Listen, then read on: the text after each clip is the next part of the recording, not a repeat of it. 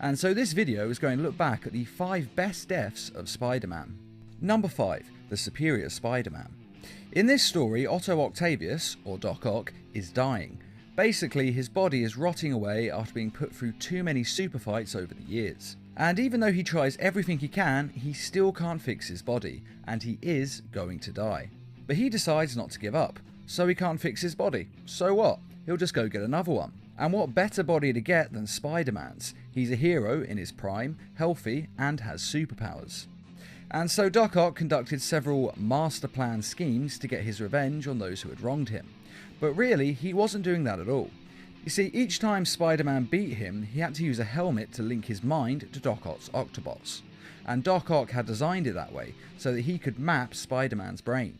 And then Doc Ock switches his mind with Peter Parker's, and takes over his body, and Peter Parker dies inside Doc Ock's body.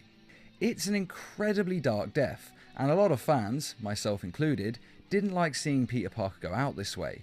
It is different to see the villain win, sure, but it shouldn't have ended like this, as it was just so unfair to Peter Parker. And though Peter tried to switch back minds, he couldn't. He died before he got the chance. But right at the end, Peter wasn't angry about this. Instead, he shared his memories and experiences with Doc Ock, and he taught him how he became a hero, and more importantly, why he became a hero, and why he kept it up. And he told Doc Ock to use his body to become a better hero than Spider-Man ever was. And since Doc Ock can feel Spider-Man's life as though it's his own, he agrees. And so he becomes the Superior Spider-Man. Number 4. The Edge of Time. The video game, Spider-Man Edge of Time, was a sequel to the Spider-Man Shattered Dimensions game, and it had quite a good story that focuses on the future Spider-Man of 2099 and the present day Spider-Man. And the game opens with the death of Spider-Man at the hands of Anti-Venom, the Eddie Brock version. Now, when a story starts with the death of the hero, we all know that they're not actually going to die. It's just there to create a sense of drama, and we all know that the hero will find a way to survive. And add to that the fact that this game is all about time travel, and we all know he wasn't going to die, or at least he was going to go back in time and stop this from happening. But in actual fact, Spider-Man did die. The game follows through on the beginning, and has him unable to avoid his fate, and die. Now, this would have been quite impressive, if not for the fact that he is then taken to the future, and the future medical tech is able to bring him back to life. Some might say it's a bit of a cop-out, but I actually think it's kind of impressive that they had him die in the first place, and not just go back in time and change it with the time machine. Yes, going forwards in time isn't much better, but it is a little better. And the best bit about this death is that Spider-Man knows he is going to die, and yet he still goes into the fight anyway, because it's the right thing to do, and heroes do what is right no matter the situation or the risks involved. And this really shows us Spider-Man's character and his unwavering morals of doing what is right, even if he has to sacrifice himself in the process. Number 3. The Spider-Verse. The original Spider-Man in this universe is the one that we're most familiar with. Bitten by a spider, his Uncle Ben died, and he became one of the greatest heroes in the world. We all know the story. And he was what Spider-Man should be, a brave and bold hero who fights his best against supervillains and helps people no matter what. But unfortunately in this case, the Kingpin was able to take him out.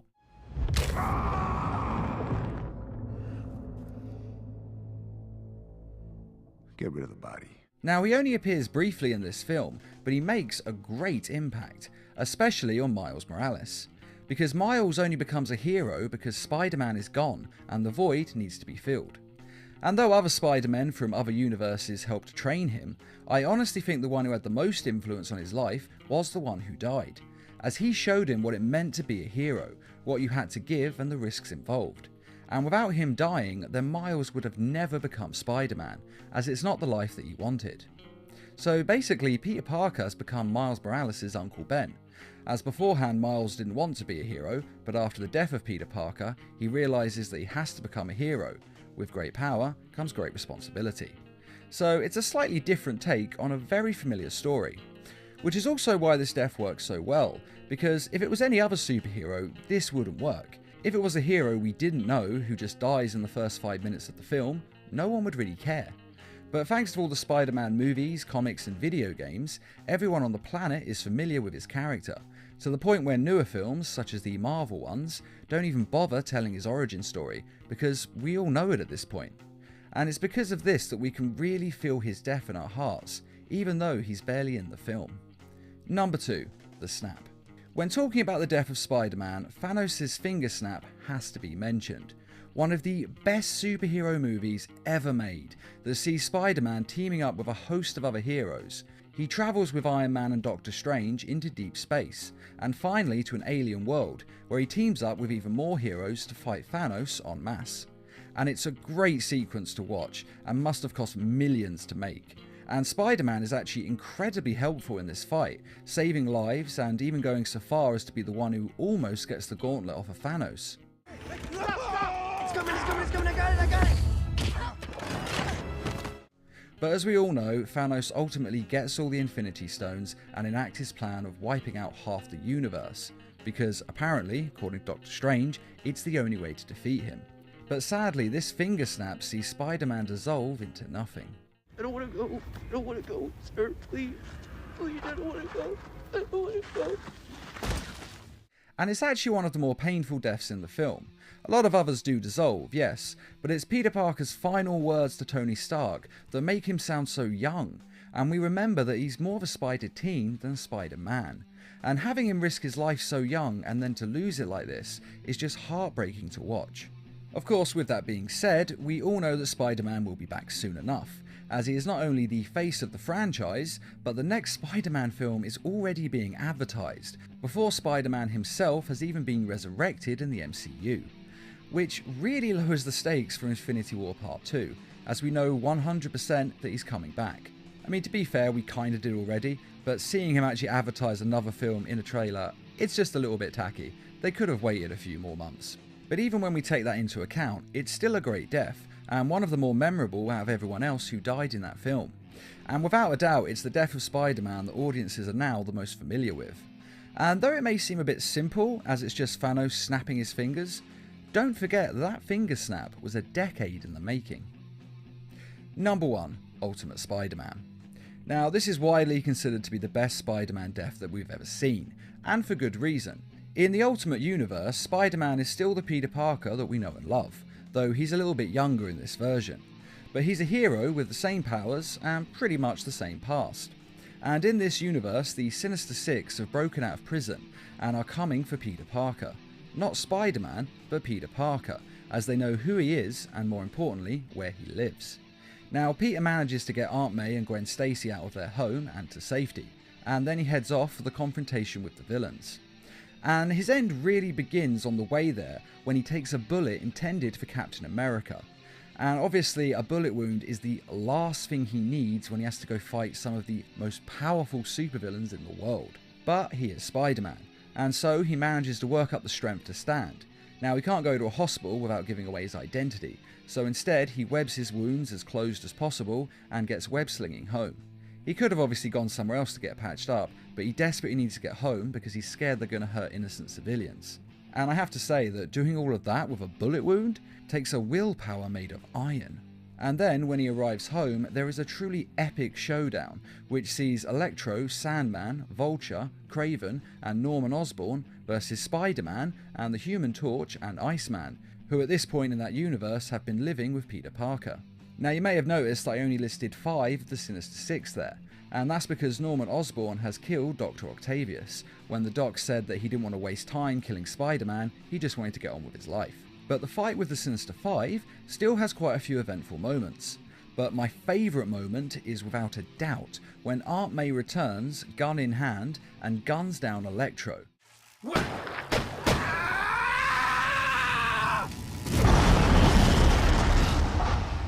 And she does this because Aunt May is nothing short of awesome. Now, this fight is huge, and Spider-Man and the others take out as many as they can, until finally it ends with a one-on-one fight between Spider-Man and the Green Goblin.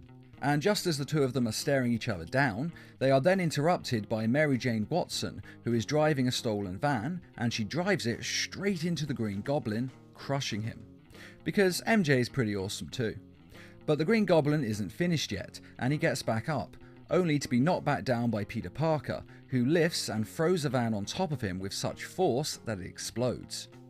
And this final feat of strength takes the Green Goblin down, which is good because it also took everything that Peter Parker had left, and he collapses to the floor and dies from his injuries.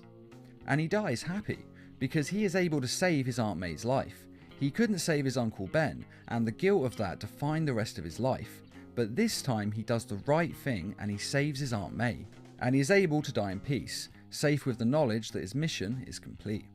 It's a very touching end that is actually very well written and thought out, and with Miles Morales taking over the mantle of Spider-Man, it wasn't just a normal, okay they're dead but they'll be resurrected in 6 months. Instead of this, they actually made a very emotional story about a hero who's willing to sacrifice everything to save those that he loves. And killing off Peter Parker like this for real was a great move to my mind, as it shows us that the stakes on these heroes' lives are real, and these people are truly heroes as they are willing to give their lives to save others. I do actually like the character of Peter Parker, and I did want him to survive, but I like it even more when writers follow through on their deaths, as I'd rather that a character either stay dead or just never die, rather than have them pop back to life every 5 minutes. And also, like the Spider-Verse film, Peter Parker's death led to Miles Morales taking over the mantle of Spider-Man, in an attempt to live up to the Peter Parker legacy. And personally, I think having him take over as the new Spider-Man was a fantastic idea, because Miles Morales is actually one of my favourite Marvel characters. And that is Spider-Man's 5 greatest deaths, though I'm sure we will have different opinions on which one of these deaths was the best. So which of these deaths was your personal favourite? And are there any other Spider-Man deaths that you think should have been on this list?